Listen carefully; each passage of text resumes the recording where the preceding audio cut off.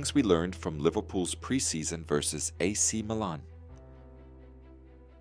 What's up, Reds? Welcome back to the channel. We kicked off our pre-season tour with a 4-2 loss to Massimiliano Allegri's AC Milan. Now, I know what some of you are thinking. Get Arne Slot out! But hold on a second. If you're seriously saying that, you need to remember something crucial. It's pre-season. The players aren't fully sharp yet, and the manager is still trying out new ideas. There are no stakes or jeopardy in these games. It's the perfect time to sort things out before the league starts. So, while it's tempting to overanalyze, it's way too early for any real conclusions. But that won't stop us from breaking down some of the most interesting things we saw, especially in the first half, and trying to figure out what Arne Slot is bringing to the table. We'll also highlight the biggest issues that led to 3 of the goals we conceded.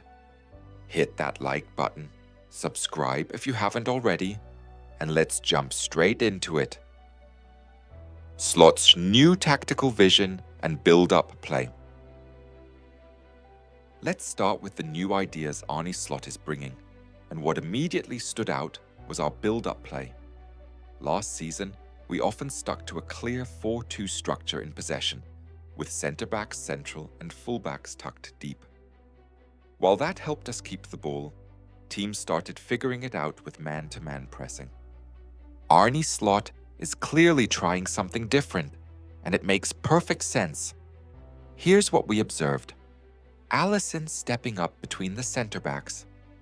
This creates an overload against the opposition's first line of press, effectively turning our keeper into an extra outfield player. It makes a big difference in playing out from the back. Centre-backs splitting wide. They position themselves on either side of Alisson, facilitating this new build-up approach. Full-backs starting much higher. This means we don't see the usual 4-2 shape in the build-up. This higher positioning initially leaves the full-back zone vacant, but players can then drop back into that space to receive and link up play centrally, losing their markers in the process. Constant space creation. Our players are constantly trying to create space, not just for themselves, but for each other.